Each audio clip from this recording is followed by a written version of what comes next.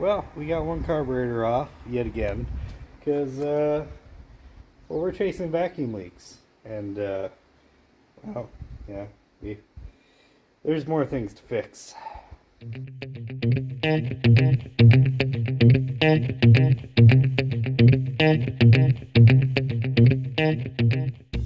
Alright, so what exactly are we doing now? Well, more vacuum leaks. Way better than it was, but this thing is still got a vacuum leak somewhere. Now, I don't know if this is actually going to fix it, but this stud right here, yeah, right there, when I was tightening it down, it started to rip the threads out of the intake. So that one corner never got tight on the carburetor. Now, I'm not exactly sure if that is the entirety of our problem or just, an addition to it. But it's the problem we know about, so, well, now we gotta drill and tap and thread inserts into that, to get our stud back. Helicoil, just like we do with the carburetor. I mean, yeah. So, let's drill out that hole, tap it, without getting all the metal shavings into the, inside the intake. Don't drop any metal shavings inside the motor, rather. Let's say that. And fix that, start back up and see if maybe it's a little better.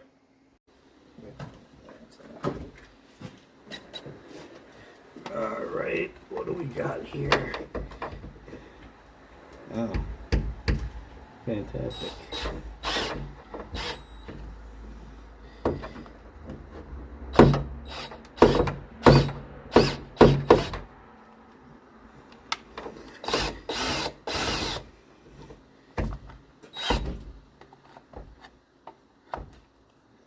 A little more.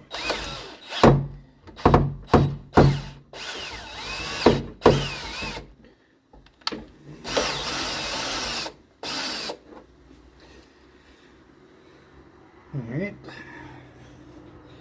that's about good there. Let's open you up. Well, not ideal, but should work well enough, I'd say.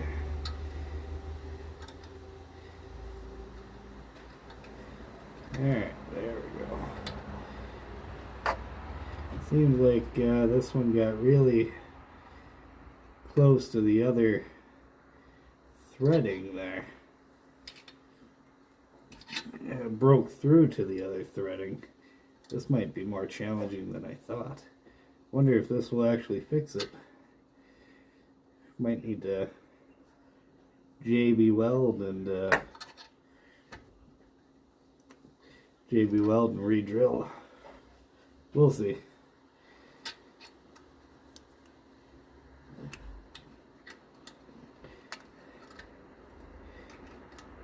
Yeah, this might fix it.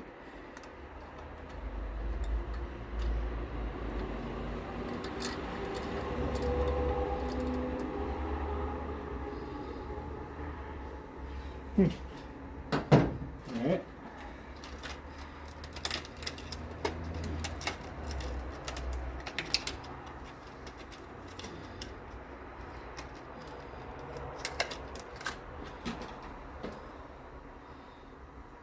We'll grab our tool here.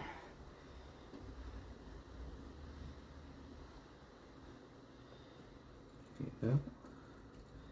See if I made it deep enough. Oh, come on. Yes. Yes, come on, just a little more. Just a little more.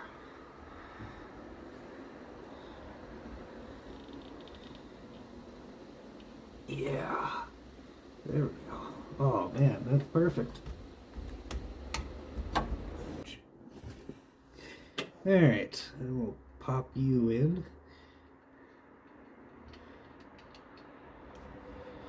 Well, you're in there. as in there as you're gonna get. Tighten it just a tiny bit. Okay. Helicoil successful. Now, where's my gasket? Where did I put my gasket? Put the gasket back in. Okay. And the carburetor back on. Get you through there. And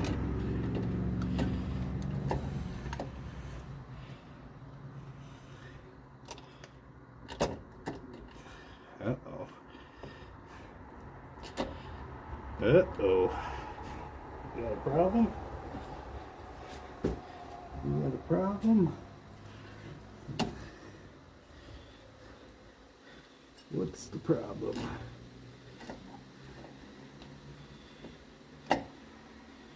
You're in. You're in. You're in. You're in. Aha.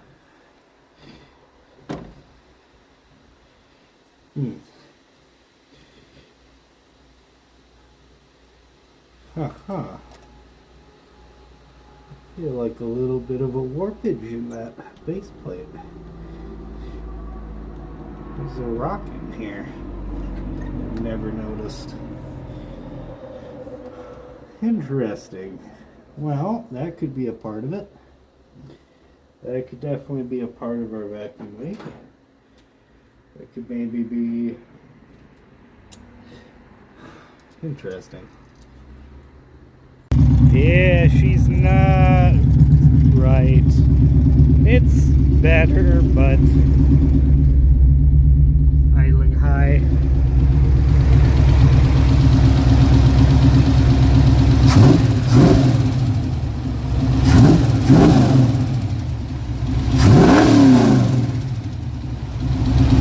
It's better, but there's still something up.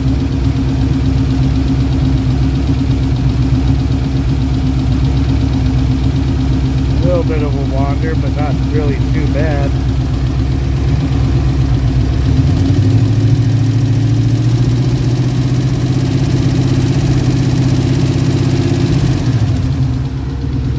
I mean,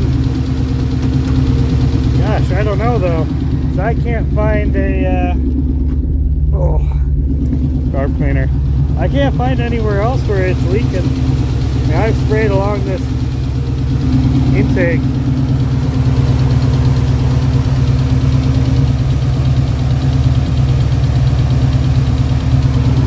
A few times and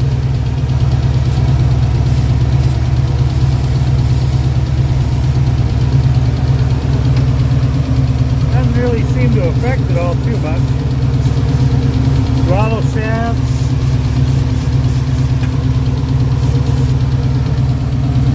Nothing, so I don't know.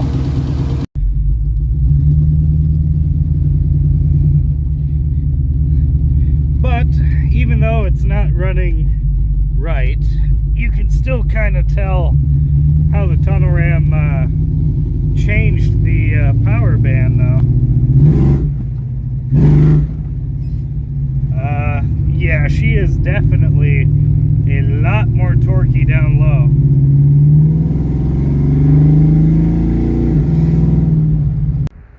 Alright, so where are we sitting with this whole thing, right? Okay. Now, it's to the point where I am still half and half on whether it's a vacuum leak somewhere, like the intake gasket's not sealing or something, or if it's just a matter of carburetor tuning at this point.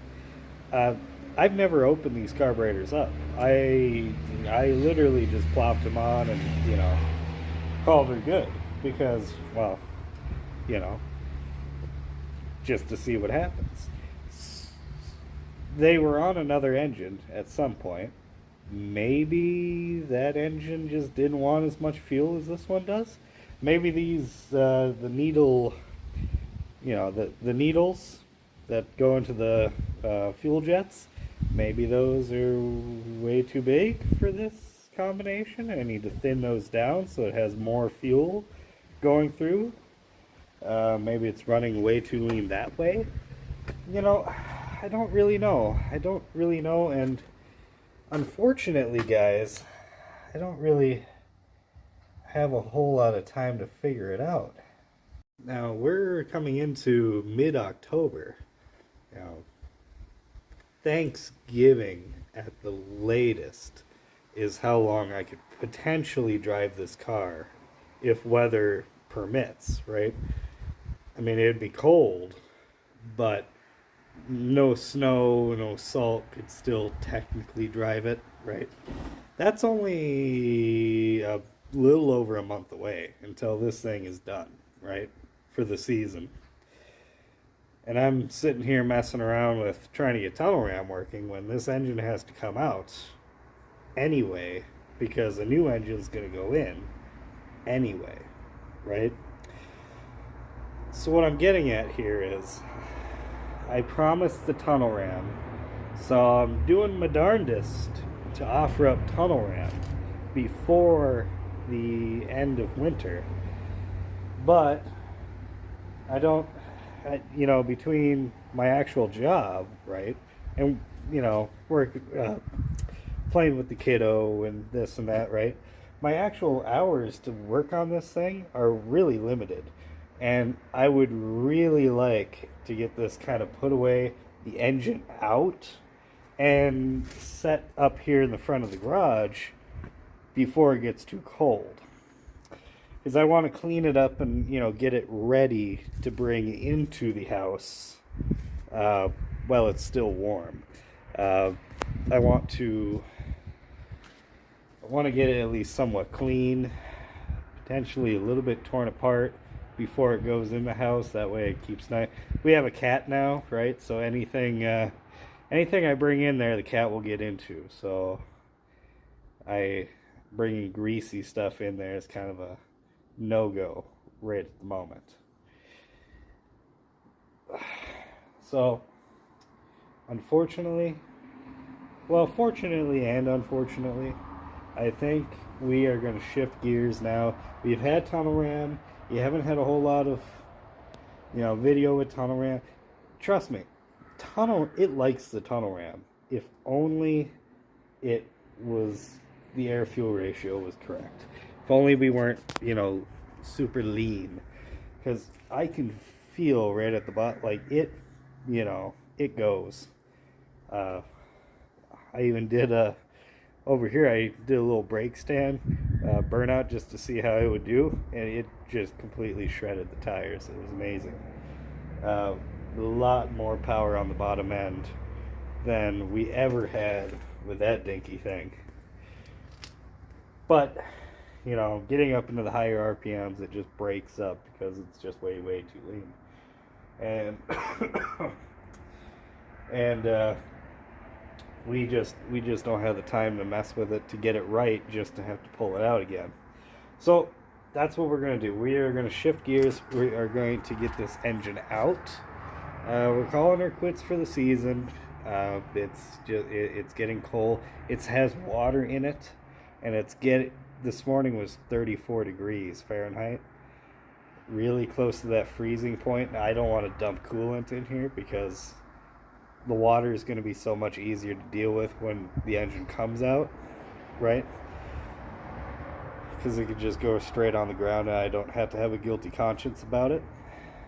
So that's the deal. We are going to start getting this engine out of here in the next couple of videos, okay?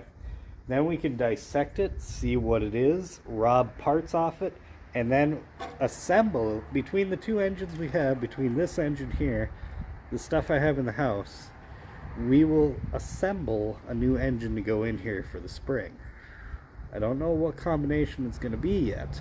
I'm still tossing around ideas. I want to find out what this is first. But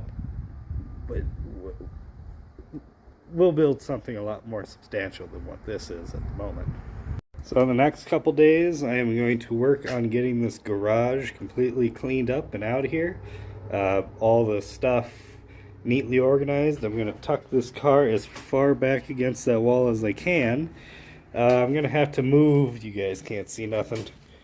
Bam. I'm going to have to move Cleveland. That's the Cleveland block, by the way. I don't know what we're going to do with that thing, to be honest with you. That's on permanent back burner at the moment. But we're going to get this whole place cleaned up, and then she is going to go to sleep for the winter. You know, say goodnight to Iron Horse. She's going to hibernate while we do our best to build something that is going to be way more substantial. So, you know, that's it for now. I'll catch you next time. And hot rodding phase is over. Building phase is starting.